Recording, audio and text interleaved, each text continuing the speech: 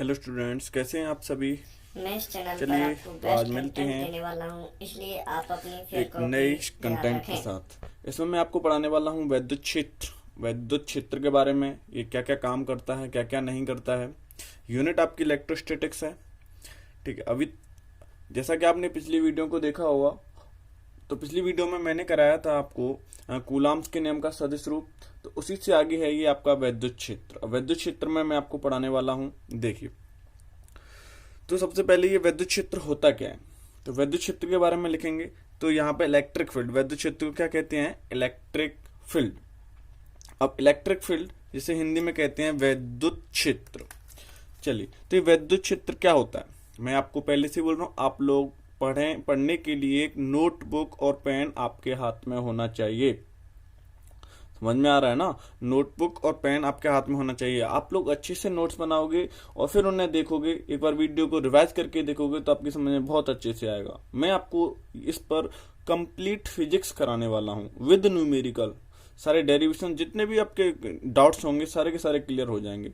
और जैसे वीडियो देखने के बाद आपको कोई भी डाउट्स ऐसा लगता है कि सर ने ये नहीं कराया, तो आप उसे कमेंट सेक्शन में लिख दीजिए। मैं उसे टेलीग्राम चैनल पर आपको बता दूंगा मैं। ठीक है ना। चलिए, तो फिर स्टार्ट करते हैं वैद्युत क्षेत्र। ये वैद्युत क्षेत्र क्या होता है, तो लिख दिया मैंने यहाँ पर इलेक्ट्रिक फील्ड। लिखते हैं इसके बारे में कि वैद्युत आवेश या आवेश समुदाय, यानी कोई वैद्युत आवेश, कोई इसको आवेश है, कोई वैद्युत आवेश या आवेश समुदाय, या बहुत सारे आवेश हो सकते हैं। इसके चारों ओर का वह एरिया, इसके चारों ओर का वह क्षेत्र, वह क्षेत्र जिसमें कोई अन्य आवेश, इसमें कोई अन्य आवेश या तो आकर्षण बल का अनुभव करे, अट्रैक्शन फोर्स का अनुभव करे, या प्रतिकर्षण बल का अनुभव करे। समझ में आ रहा है ना। या तो आकर्षण बल का अनुभव करे या प्रतिकर्षण बल का अनुभव करे। तो उस क्षेत्र को क्या कहते हैं, उस क्षेत्र को वैद्युत क्षेत्र कहते हैं, वैद्युत बल क्षेत्र कहते हैं। समझ में आ रहा है ना। उस क्षेत्र को वैद्युत क्षेत्र कहते हैं या वैद्युत बल क्षेत्र कहते हैं। एक और एग्जांपल, जैसे आपने चुम्बक देखी होंगी, तो चुम्बक में क्या होता है, जब हम एक चुम्बक ये होती है, दूसरी चुम्बक आती है, जब हम उसके पास लेके जाते हैं तो या तो वो दूर हटती है या चिपक जाती है। बीच में कुछ दूरी से या तो वो दूर हटती जाती है या जल्दी से चिपक जाती है। तो कहीं ना कहीं चुम्बक का कोई ना कोई एरिया उसे क्या करता है, खींचने का प्रयास करता है या फिर उसे धकेलने का प्रयास करता है। इसी प्रकार आवेशों में होता है। अगर एक पर प्लस का आवेश पॉजिटिव चार्ज, दूसरे पर नेगेटिव चार्ज होगा, तो बताइए इन दोनों के बीच में क्या होता है। ओके, ठीक है ना, आकर्षण। अच्छा, अगर इस पर भी पॉजिटिव चार्ज है और इस पर भी पॉजिटिव चार्ज हो, तब क्या होगा बताइए। ओके, प्रतिकर्षण बल। समझ में आ रहा है ना। हाँ, तो विपरीत प्रकार के आवेश हैं तो आकर्षण बल लगेगा, और समान प्रकार के आवेश हैं तो प्रतिकर्षण बल लगता है। इसी प्रकार चुंबक में जब एन से मिलता है तो क्या होता है, प्रतिकर्षण होता है। साउथ से मिलता है तब भी क्या होता है, प्रतिकर्षण बल लगता है। लेकिन जब एन और एस से मिल जाता है, या एन सिरा एस सिरे से मिल जाता है, या एस सिरा एन सिरे से मिल जाता है, तो वहां पर चुंबक क्या हो जाती है, चिपक जाती है। समझ में आ रहा है। सेम इसी प्रकार यहां पर होता है। तो वह एरिया जिसमें कोई अन्य आवेश किसी बल का अनुभव करे, वो बल कौन से होंगे, आकर्षण या प्रतिकर्षण, तो वह क्षेत्र क्या कहलाता है, वैद्युत क्षेत्र कहलाता है। क्या कहलाता है, वैद्युत क्षेत्र कहलाता है। अच्छा, इसमें क्या होता है, इसमें जो बल की दिशा है, अब देखो जिधर फोर्स लग रहा होगा, आपका जो पार्टिकल है, इलेक्ट्रॉन है, उधर ही जाएगा। आपका फोर्स लग रहा होगा, जैसे इधर से इस तरफ फोर्स लग रहा है। जैसे मैं क्या करता हूँ, एक पे पॉजिटिव चार्ज ले लेता हूँ और एक पर क्या ले लेता हूँ, नेगेटिव चार्ज ले लेता हूँ। तो यहाँ से कुछ इसका एरिया होगा भाई। अब इसका एरिया होगा तो ये ऐसे करके इस पर जा रहा होगा, कोई फोर्स लगा रहा होगा, तभी तो इसके पास आएगा, क्योंकि दोनों विपरीत प्रकार के हैं।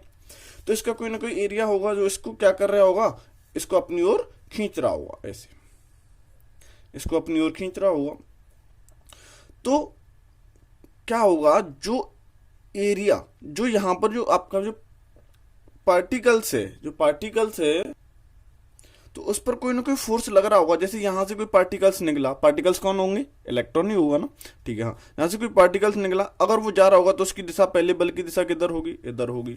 यहां पर आया तो बल की दिशा किधर होगी? इधर होगी। अच्छा, वो सीधा क्यों नहीं गया? क्योंकि उसे प्लस से कहां पे जाना है? माइनस पर जाना है, इसलिए वो माइनस की ओर जाएगा। यहां पर उसकी दिशा कैसे होगी? इधर होगी। तो कहीं ना कहीं उसकी बल की दिशा, उसकी जैसे बल की दिशा चेंज हो रही है, तो कहीं ना कहीं उस कण की दिशा भी क्या हो रही है?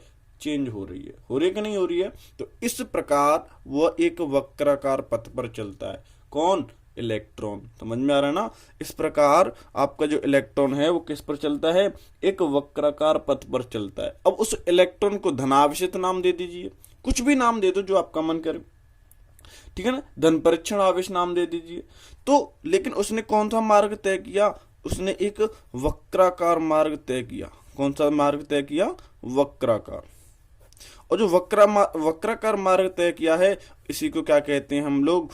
क्या कहते हैं? निष्कोण वक्र। क्या कहते हैं? काल्पनिक रेखा या निष्कोण वक्र, स्मूथ कर्व, निष्कोण वक्र, ठीक है ना। और इसी ये जो स्मूथ वक्र पर जो चलता है, इसी को हम कहते हैं वैद्युत बल रेखाएं। क्या कहते हैं? बोल के बताओ। वैद्युत बल रेखाएं। तो आप लोग लिख सकते हैं कि वैद्युत बल रेखाएं क्या होती हैं। तो लिखो, वैद्युत बल रेखा वैद्युत क्षेत्र में, देखो एरिया है उसका, ये वाला एरिया है उसका, क्योंकि इसमें कोई ना कोई अनुभव कर रहा है, आकर्षण का, प्रतिकर्षण का। तो वैद्युत बल रेखाएं वैद्युत क्षेत्र में जिस काल्पनिक या निष्कोण वक्र का अनुभव निष्कोण वक्र पर चलती हैं या जिस पर चलने के लिए स्वतंत्र रहती हैं, उस पथ को या उसको हम क्या कहते हैं? वैद्युत बल रेखा कहते हैं। क्या कहते हैं? उस मार्ग को क्या कहते हैं? वैद्युत बल रेखा कहते हैं, ठीक है ना। अच्छा, अब इस पर स्पर्श रेखाएं खींची जाएंगी। समझ में आ रहा है ना? इस पर स्पर्श रेखाएं खींची जाएंगी, तो स्पर्श रेखा पर कोई बल लग रहा होगा, तो क्या कह सकते हैं फिर इस पर? तो वैद्युत बल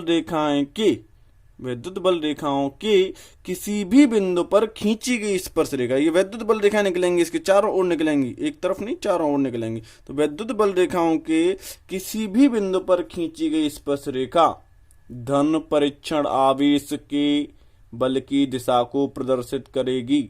धन परीक्षण आवेश के बल की दिशा को प्रदर्शित करेगी। जैसे यहां से कोई टेंजेंट खींची है हमने, यहां से भी कोई टेंजेंट खींची, तो पहले डायरेक्शन ये थी, अब ये थी, अब ये हो गई। समझ में आ रहा है? तो वो उस पर वैद्युत लगने वाले बल की दिशा को प्रदर्शित करेगी। समझ में आ रहा है ना? जो मोटर्स घूमती है ना, उसमें इसका बहुत बड़ा रोल होता है वैद्युत बल रेखाओं को, ठीक है ना। तो समझ में आया होगा वैद्युत बल रेखा क्या किसे कहते हैं? वैद्युत बल रेखा वैद्युत क्षेत्र में खींचा गया वह काल्पनिक वक्र होता है जिस पर एक स्वतंत्र व पृथक्कृत एकांक धनावेश चलता है। समझ में आ रहा है? जिसकी दिशा क्या होती है? किसी भी बिंदु पर अगर कोई टेंजेंट खींची जाती है तो वह उस बल की दिशा को प्रदर्शित करता है। समझ में आ रहा है कि कण इस डायरेक्शन में जा रहा है। ओके, अब इसकी प्रॉपर्टीज क्या क्या होती हैं वो लिख लीजिए आप लोग। तो यहां पे लिख लीजिए वैद्युत, ये लिख लिया होगा आपने, वैद्युत बल रेखाओं के गुण, ठीक है ना। वैद्युत बल रेखाओं के गुण। तो फीचर्स ऑफ इलेक्ट्रिक लाइन्स, तो लिख लीजिए इसमें पहला पॉइंट, ये रेखाएं, क्या लिखोगे? ये रेखाएं धन आवेश से चलकर ऋण आवेश पर समाप्त होती हैं। ये रेखाएं धन आवेश से चलकर ऋण आवेश पर समाप्त हो जाती हैं, ठीक है ना। सेकंड पॉइंट लिखिए, अभी बताया है, लिखो। बल रेखा के किसी भी बिंदु पर खींची गई स्पर्श रेखा उस बिंदु पर धनावेश पर लगने वाली बल की दिशा को रिप्रेजेंट करता है। बल की दिशा को रिप्रेजेंट करता है, प्रदर्शित करता है। और अच्छा, ये इधर से इधर घूम रही हैं तो कैसी होते हैं, फ्लेक्सिबल, है ना। लिखो तीसरा पॉइंट, लिखो इसमें तीसरा पॉइंट, ये रेखाएं खिंची हुई लचकदार डोरी की तरह होती हैं, खिंची हुई लचकदार डोरी की तरह होती हैं, और यह सिकुड़ने का प्रयत्न करती हैं। किसका प्रयत्न करती हैं, सिकुड़ने का प्रयत्न करती हैं, ठीक है ना। हाँ, सिकुड़ने का प्रयत्न करती हैं, ठीक है ना। मोस्ट इंपोर्टेंट पॉइंट, वैद्युत बल रेखाएं, जो ये वैद्युत बल रेखाएं, इस पर प्लस एक पर माइनस, वैद्युत बल रेखाएं हैं वो एक दूसरे को कभी नहीं काटती हैं, एक दूसरे को कभी काटती नहीं है। पॉजिटिव होंगे तो ये भी पॉजिटिव, ये भी पॉजिटिव। वैद्युत बल रेखाएं एक दूसरे को काटती नहीं है, क्योंकि अगर काटती हैं तो उस पर दो डायरेक्शन होंगी, उस पर क्या होंगी, दो डायरेक्शन होंगी, दो बल कार्य कर रहे होंगे, और जो कि असंभव है, जो कि असंभव है। तो ये अगर ये इस पर भी पॉजिटिव चार्ज, इस पर भी पॉजिटिव चार्ज है, तो ये ऐसे निकल जाएगा, ये ऐसे निकल जाएगा, आपस में टच नहीं करेगा, ठीक है ना। प्लस से माइनस पे जा रही है तो ये ऐसे चला जाएगा, ये ऐसे चली जाएगी, ऐसे नहीं जा सकते ऐसे काट करके, ठीक है ना। तो आपने देखा होगा जब हमारे चारों तरफ जो फॉल्ट होती हैं बड़ी बड़ी लाइनों पर, तो उसमें क्या होता है कि अगर दो तार टूट जाते हैं, अगर वो एक दूसरे से चिंगारी निकालते हैं तो वो टच नहीं होते। चिंगारी क्यों निकलती है, क्योंकि वहां पर क्या होता है, जो वैद्युत बल रेखाएं होती हैं वो एक दूसरे को क्रॉस कर रही होती हैं। जब वो एक दूसरे को क्रॉस कर रही होती हैं तो वहां से चिंगारी निकलती है। जब दो फोर्स टकरा रहे होंगे तो वहां पर क्या निकलेगा, चिंगारी निकलती है। समझ में आ रहा है, वे वैद्युत बल रेखाएं एक दूसरे को नहीं काटती हैं। चलिए, आप अपने दैनिक जीवन में इन चीजों को देख लिया करो, और वो कैसी होती है उससे रिलेटेड करते हुए पढ़ते हुए चला करो। समझ में आ रहा है ना, ठीक है।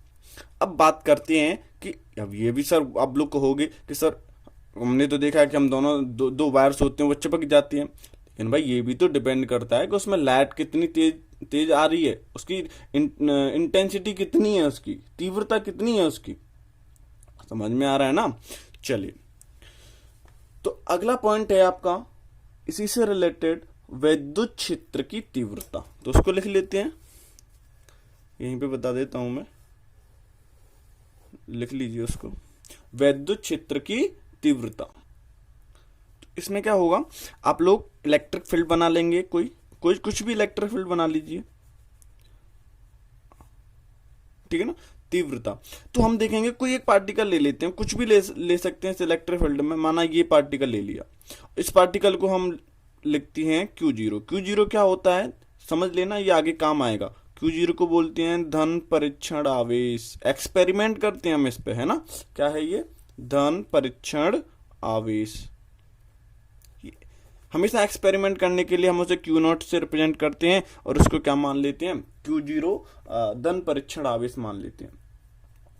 अब वैद्युत क्षेत्र के अंदर हमने Q0 मान लिया। अब हम देखेंगे इस पर कितना फोर्स लग रहा है, इस पॉइंट पर कितना फोर्स लग रहा है। इस पॉइंट पर कितना फोर्स लग रहा है उसी को हम क्या कहेंगे, वैद्युत क्षेत्र की तीव्रता कहेंगे। जैसे कि हम देखते हैं ना कि सिलेंडर में हमने कोई गैस भरी, तो हम देखते हैं कि उस छोटे से आयतन में कितनी गैस है, कितनी गैस के अणु हैं, उसी के अकॉर्डिंग हम पूरे गैस का अनुमान लगा लेते हैं। इसी प्रकार यहाँ पे छोटी सी जगह पर देखेंगे कितना आवेश है, कितना फोर्स लग रहा है, और हम पूरे प्लेट पर हम बात कर लेंगे, पूरी प्लेट पर हम क्या कर लेंगे, उसको वैद्युत क्षेत्र की तीव्रता के बारे में आकलन कर लेंगे। समझ में आ रहा है ना।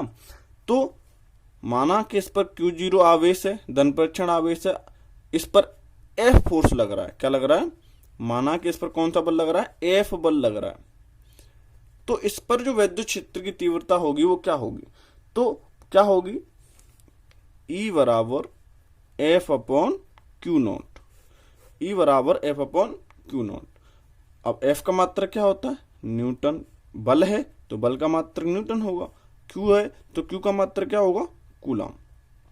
तो आप लोग लिख सकते हो इसकी, यहां पर डेफिनेशन लिख सकते हो। इसकी डेफिनेशन में क्या लिख सकते हो कि वैद्युत क्षेत्र में, देखो पहले तो हमने वैद्युत क्षेत्र में रखा है ना। वैद्युत क्षेत्र में किसी बिंदु पर, लिख लेना आप, वैद्युत क्षेत्र में किसी बिंदु पर रखे परीक्षण आवेश पर लगने वाले बल तथा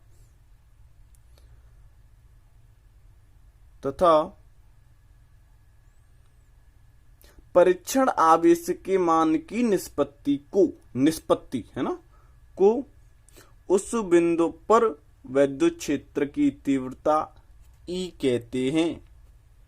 वैद्युत क्षेत्र की तीव्रता ई कहते हैं।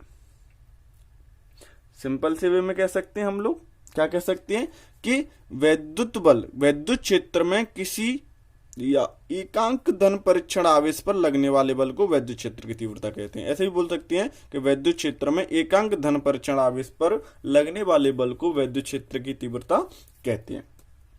इसका मात्रक न्यूटन प्रति कूलाम होता है। इसका मात्रक न्यूटन प्रति कूलाम होता है।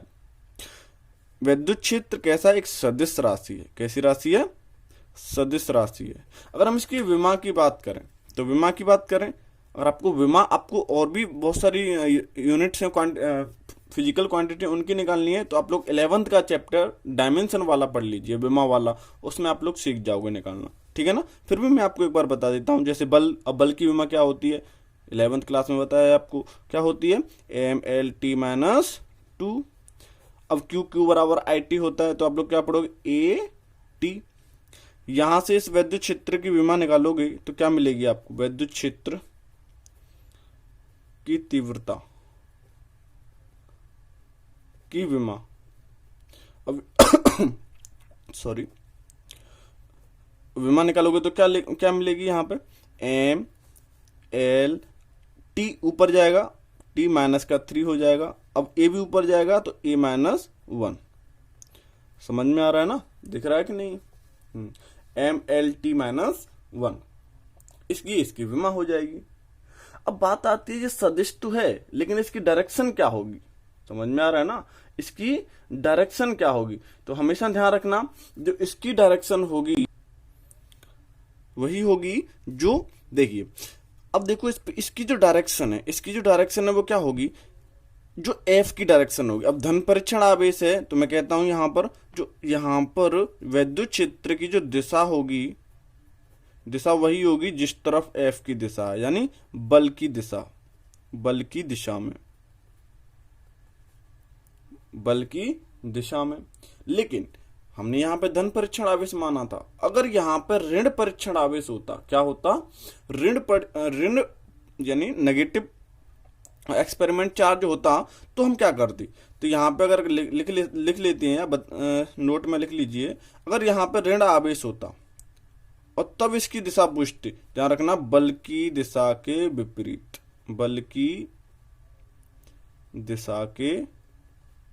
विपरीत, तब वैद्युत क्षेत्र की डायरेक्शन क्या होती, बल की दिशा के विपरीत। जिधर फोर्स काम कर रहा है उसके विपरीत दिशा में इसकी डायरेक्शन होती।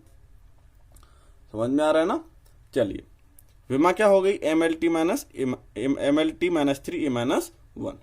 चलिए अब आगे इसके कुछ एप्लीकेशंस हैं, उनके बारे में पढ़ते हैं। ये तो वैद्युत क्षेत्र में हो गया। अब इसी कोई एक पॉइंट ले लेते हैं और उससे देखते हैं कि r दूरी पर उस पर वैद्युत क्षेत्र की तीव्रता क्या होगी। तो उसका भी जो व्यंजक है, उसका जो डेरिवेशन है वो कैसे होता है, उसको करते हैं। चलिए मैं लिख देता हूं।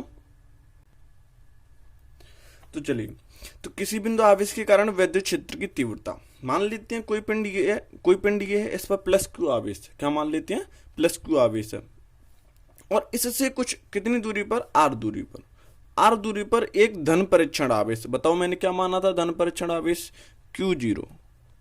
सुन रहा है ना तू, ध्यान से सुन लीजिए इस बात को। क्या माना था हमने, धन परीक्षण आवेश। अब धन परीक्षण आवेश क्या है, Q0, ठीक है ना। अब Q0 देखो, ये भी पॉजिटिव और ये धन, अब मैंने बोला ना धन परीक्षण आवेश, और ये भी पॉजिटिव। अब ये भी धन हो गया, ये भी धन हो गया, तो बताओ दोनों के बीच में कौन सा बल, कूलाम के नियम से, प्रतिकर्षण बल। कौन सा बल, प्रतिकर्षण बल। अब ये प्रतिकर्षण बल लगेगा, लेकिन भाई जो ताकतवर होगा बल की दिशा वही तो होगी। नहीं समझ में आया? जो ताकतवर होगा बल की दिशा वही तो होगी। अब ये इस पे लगाएगा, ये इस पे लगाएगा, ठीक है। जो ताकतवर होगा उस तरफ वो धकेल ले जाएगा, है ना। तो देखो ये तो धन परीक्षण आवेश होता है, तो इसकी तो कोई ताकत होगी नहीं। तो ये क्या है? इसकी ताकत होगी। इसकी ताकत होगी तो सीधी सी बात है, ये इसको किधर धकेलेगा? इस तरफ। समझ में आ रहा है? तो बताओ बल की दिशा किस तरफ होगी? इस तरफ। अब समझ में आया कुछ? बल की दिशा किस तरफ होगी? इस तरफ होगी, ठीक है। तो ये इसको बोलते हैं बिंदु आवेश, पॉइंट चार्ज इसको बोलते हैं, ठीक है ना। तो पॉइंट चार्ज के कारण आर दूरी पर विद्युत क्षेत्र की तीव्रता क्या होगी? और विद्युत क्षेत्र की तीव्रता, इस पर हमें क्या ज्ञात करना है? ई फाइंड करना है। क्या ज्ञात करना? ई फाइंड करना। कैसे ज्ञात करेंगे? लिख लेते हैं, यहां पे लिख सकते हो आप लोग, जो बोर्ड एग्जाम में आता है उसमें लिखना पड़ता है। ये माना, इसको नाम दे दो, क्या नाम दोगे? ए पॉइंट नाम दे दो, ए, है ना। इसको क्या नाम दे दोगे? बी, ठीक है ना। इसको ए नाम दे दिया और इसको बी नाम दे दिया। लिखो, माना बिंदु ए पर प्लस क्यू आवेश है तथा बिंदु यानी ए प्लस क्यू आवेश है, इससे आर मीटर की दूरी पर, ये आर मीटर है, ठीक है ना, आर मीटर की दूरी पर स्थित एक बिंदु बी है जिस पर धन परीक्षण आवेश रखा है। जिस पर क्या रखा है? धन परीक्षण आवेश रखा है।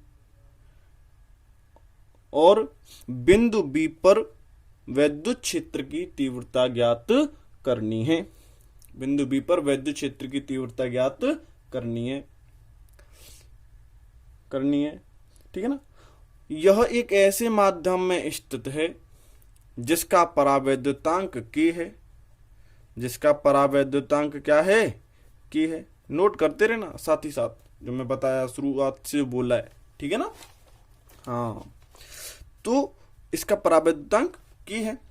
तो कैसे करेंगे? तो सबसे पहले हम देखेंगे, तो इन दोनों के बीच जो बल लगेगा वो क्या लगेगा? लिख सकते हैं। नंबर पहला पॉइंट, कूलाम के नियम से हम जानते हैं, पता है ना। हाँ, रिवीजन करते रहना भाई। हाँ, तो कूलाम के नियम से क्या कहता है कि जब दो आवेशों के बीच बल लगता है तो क्या कहता है? F बराबर 1/4 पाई एप्सिलॉन 0। अब माध्यम देखो, वायु नहीं लिया मैंने, क्या लिया है? K, ठीक है ना, K। Q1 Q2 upon r square. देखो Q1 क्या है? Q है। Q2 क्या है? ये भी क्या है? Q0। इसको Q0 रख देंगे, है ना। Q1 Q2, समझ में आ रहा है ना? ध्यान से समझ लेना। अपॉन क्या आता है? आर स्क्वायर, ठीक है ना। बल का मात्रक न्यूटन। Equation number first. यहां तक तो समझ में आ गया होगा ना। चलिए, अब इस वाले पॉइंट पर हमें क्या निकालनी है? विद्युत क्षेत्र की तीव्रता निकालनी है। तो देखो अभी हमने पढ़ा था, क्या पढ़ा था? अतः बिंदु, क्या नाम है इसका? बी। अतः बिंदु बी पर विद्युत क्षेत्र की तीव्रता, विद्युत क्षेत्र की तीव्रता ई बराबर क्या होगा? जितना बल काम कर रहा होगा, इस पर बल कितना लग रहा है? एफ। भाई ये इस पर फोर्स लगा रहा है, ये इस पर फोर्स लगा रहा है, दोनों पर फोर्स लगा रहा है। देखो ज्यादा, अगर इसका ज्यादा है तभी तो ये इधर जा रहा है, लेकिन जब तक ये इसमें जान है तब तक तो ये इसको वो करेगा ना, इसको पुश करेगा इस तरफ, ठीक है ना। लेकिन ये ज्यादा है तो उसको ढकेल देता है, ठीक है ना। हाँ, तो ई बराबर एफ अपॉन क्यू। बताओ जो विद्युत क्षेत्र की तीव्रता है उस पर कितना आवेश है? Q0। समझ में आ रहा है ना? जिस पर निकालना होता है उसी पर बल देखना होता है हमें। अब इसको क्या कर सकते हैं हम लोग? इक्वेशन नंबर सेकंड मान लीजिए, नहीं तो एक काम कर लेते हैं, यहीं पे लिख देते हैं समीकरण फर्स्ट से। समीकरण फर्स्ट से। अब समीकरण फर्स्ट से क्या करेंगे हम? यहां पर समीकरण फर्स्ट से क्या कर देंगे? एफ की वैल्यू रख देते हैं, तो ये आ जाएगा ई बराबर, एफ की वैल्यू रख देंगे तो क्या मिल जाएगा हमें? 1/4 पाई एप्सिलॉन 0 के Q0 अपॉन आर स्क्वायर। अब ये क्या बच गया? Q बच गया ना। अब इसको अपॉन इसमें ले आते हैं, ठीक है ना। अब देखो Q0 से तो Q0 कट गया ना। तो अब क्या बचा यहाँ पर? 1/4 पाई एप्सिलॉन 0 के Q अपॉन आर स्क्वायर। तो वैद्युत क्षेत्र की तीव्रता के व्यंजक क्या आ गया, E बराबर 1/4 epsilon 0 K Q upon r square. समझ में आ रहा है ना, Q अपॉन आर स्क्वायर। अगर यही चीज किसके लिए होती, वायु के लिए या निर्वात के लिए, तो K का मान कितना हो जाता 1, तब क्या बन जाता E बराबर 1/4 एप्सिलॉन 0 K की जगह पे 1 हो जाता Q अपॉन आर स्क्वायर। हमेशा ध्यान रखना वैद्युत क्षेत्र की जो दिशा होगी वो प्लस से माइनस की ओर होती है, ठीक है ना, किधर होती है, प्लस से माइनस की ओर। अब बात करेंगे इसका मात्रक, क्या मात्रक होता है, E बराबर F अपॉन Q, तो न्यूटन प्रति कूलम, न्यूटन प्रति कूलम, हिंदी में लिख सकते हो न्यूटन प्रति कूलम। सिंबल्स का ध्यान रखते हुए चलना है। वैद्युत क्षेत्र का ये एक मात्रक है न्यूटन प्रति कूलम, अभी और मात्रक आएंगे, ठीक है ना। फिजिक्स में मात्रकों का बहुत बड़ा रोल है, आप लोग ध्यान से समझते हुए चलना उस चीज को, ठीक है ना। ओके, आगे देखते हैं आगे कौन सा डेरिवेशन है। अब मैं आपको बताने जा रहा हूं वैद्युत द्विध्रुव के बारे में। किसके बारे में, वैद्युत द्विध्रुव के बारे में, इलेक्ट्रिक डायपोल क्या होता है, ठीक है ना। तो वैद्युत द्विध्रुव में क्या होता है कि हमारे पास दो चार्ज होते हैं, दोनों चार्जों पर दोनों चार्ज विपरीत प्रकृति के होते हैं। अगर एक प्लस का है तो दूसरा किसका होगा, माइनस का होगा। समझ में आ रहा है, लेकिन इनकी जो क्वांटिटी है, क्वांटिटी मतलब परिमाण है, वो समान रहेगा। इस पर 5 कूलम का आवेश है प्लस का, तो इस पर माइनस के 5 कूलम का आवेश रहेगा। समझ में आ रहा है ना, क्वांटिटी समान रहेगी। इलेक्ट्रिक डायपोल तभी बनेगा दोनों विपरीत प्रकृति के हों और दोनों के पास क्वांटिटी कैसी हो, समान हो। विपरीत प्रकृति के हों, अपोजिट नेचर के होने चाहिए, और जो आपकी क्वांटिटी है दोनों चार्ज पर वो कैसी होनी चाहिए, समान होनी चाहिए। तो हम लिख सकते हैं कि दो समान परमाणु एवं विपरीत प्रकृति के बिंदु आवेशों को, दो समान परमाणु एवं विपरीत प्रकृति के बिंदु आवेशों को अत्यंत अल्प दूरी पर रखने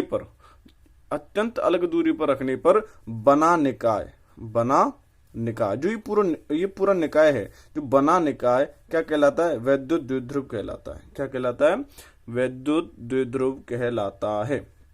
इलेक्ट्रॉनिक संरचना में इनकी उनमें देख सकते हैं, जैसे केमिकल HCl, H धनायन एक धनायन, तो Cl ऋणायन एक ऋणायन होता है, ठीक है ना। हाँ, जितना क्वांटिटी समान रहेगी हमेशा, ठीक है ना। NH3 ये भी आपका वैद्युत द्विध्रुव है, ठीक है ना। और NaCl, ऐसे बहुत सारे हैं, इनकी इलेक्ट्रॉनिक संरचना होती है, वो सारे वैद्युत द्विध्रुव बना लेते हैं। समझ में आ रहा है ना। ये तो हो गया आपका वैद्युत द्विध्रुव, एक ऐसा सिस्टम जिस पर पॉजिटिव और नेगेटिव विपरीत प्रकार के आवेश हों, उनकी क्वांटिटी समान होनी चाहिए। इसी से रिलेटेड अब आता है इसका काम कैसे करता है, तो उसे बोलते हैं हम लोग वैद्युत द्विध्रुव आघूर्ण। क्या बोलते हैं, वैद्युत द्विध्रुव आघूर्ण। अब मोमेंटम ऑफ इलेक्ट्रिक डायपोल, अब इसमें क्या होता है तो इलेक्ट्रिक डायपोल, तो इसमें होगा वैद्युत द्विध्रुव आघूर्ण होगा कि भाई दोनों पर समान चार्ज होना चाहिए,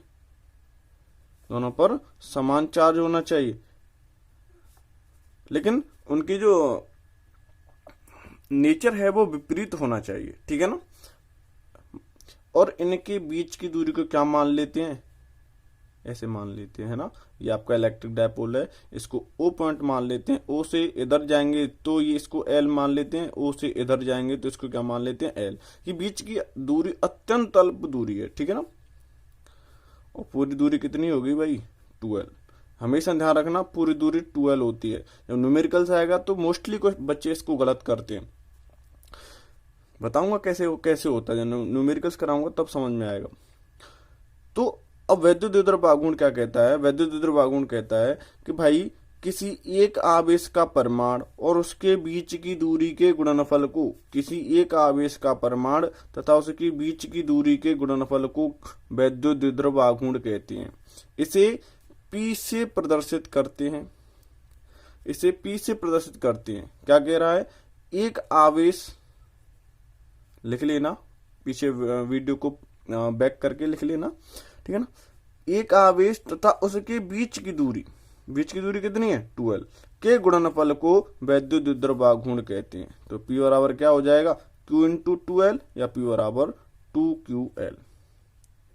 मात्रक की बात करें तो भाई Q आवेश का मात्रक क्या होता है, कूलम। आवेश का मात्रक क्या होता है, कूलम। और L क्या है, दूरी है, दूरी का मात्रक क्या होता है, मीटर। दूरी का मात्रक क्या होता है, मीटर। तो इसका मात्रक हो गया कूलाम मीटर। क्या हो गया, कूलाम मीटर। इसकी दिशा माइनस से प्लस की ओर होती है, माइनस से प्लस की ओर होती है, हमेशा ध्यान रखना। इसकी जो डायरेक्शन है वो माइनस से प्लस की ओर होती है, ठीक है ना। हाँ, इसका विमीय सूत्र, अगर हम इसकी विमा की बात करें तो विमा होती है LTA। विमा क्या होती है, LTA। निकाल लेना, Q बराबर AT आएगा, L लंबाई की L हो जाएगी, ठीक है ना। क्या होगी, LTA। समझ में आ रहा है ना। हाँ, लिख लेना P बराबर Q इंटू 2L या 2QL, कुछ भी लिख सकते हैं। मात्रक कूलम मीटर। इसकी जो डायरेक्शन है, दिशा है, वो माइनस से प्लस की ओर होती है, माइनस से प्लस की ओर होती है। इसके बीच में एक सेंटर मान लेते हैं O से इस तरफ चलेंगे तो L, O से इस तरफ चलेंगे तो L, दोनों को मिलाएंगे तो बीच की दूरी कितनी हो जाती है, 2L। ध्यान रखना इस चीज का, ठीक है। हाँ, ठीक है ना। अब आप लोग सोच रहे होंगे कि भाई परमाणु होता है, परमाणु के अंदर नाभिक होता है, नाभिक भी धनावेशित होता है, और उसके बाहरी तरफ इलेक्ट्रॉन होते हैं, वो ऋणावेशित होते हैं। लेकिन नाभिक पर भी उतना ही आवेश होता है, और इलेक्ट्रॉन होते हैं उतना, उस पर भी उतना ही आवेश होता है। जैसे हम लोग क्या करते हैं, यहाँ पर एक कोई परमाणु बना लेते हैं, उसमें एक ये नाभिक है, और ये क्या है, बाहर के कक्षा में इलेक्ट्रॉन्स हैं। इलेक्ट्रॉन पर भी उतना ही आवेश होता है, नाभिक के अंदर प्रोटॉन होता है, प्रोटॉन पर भी उतना ही आवेश होता है। ये पॉजिटिव होता है, वो नेगेटिव होता है। ये भी तो सर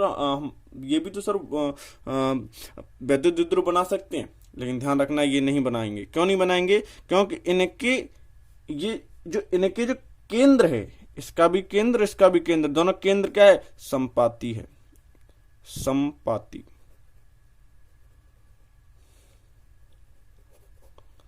समझ में आ रहा है ना, संपाती है, इसलिए ये वैद्युत द्विध्रुव नहीं बनाता, ठीक है ना। लेकिन इसी को हम क्या करते हैं, इलेक्ट्रिक फील्ड में रख दें। क्या कर दें, इलेक्ट्रिक फील्ड में रख देंगे तो धनावेशित और ऋणावेशित एक दूसरे के सापेक्ष हट जाएंगे। अब हट जाएंगे तो वो परमाणु वैद्युत द्विध्रुव का काम करेगा। ये परमाणु किसका काम करेगा, वैद्युत द्विध्रुव का काम करेगा। जब इसे हम वैद्युत क्षेत्र में रख देते हैं तो ये परमाणु वैद्युत द्विध्रुव का काम करेगा। ये मोस्ट इंपोर्टेंट पॉइंट है, क्योंकि आगे जैसे चैप्टर आएंगे तो मैं आपको कहानी को समझाऊंगा, इंडक्शन क्या होता है, उसमें ये काम आएगा। वैद्युत क्षेत्र में रखने पर जो परमाणु है वो किसका काम करता है, वैद्युत द्विध्रुव का काम करता है। ध्यान रखना इस पॉइंट को।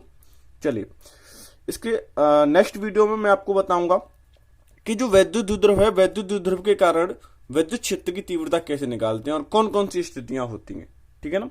चलिए, तो वीडियो अगर अच्छी लगी हो तो वीडियो को लाइक कीजिए, शेयर कीजिए, सब्सक्राइब कीजिए, ठीक है ना। थैंक यू, धन्यवाद। और हाँ, अगर आपको कोई भी डाउट है तो कमेंट सेक्शन में जरूर लिखिए।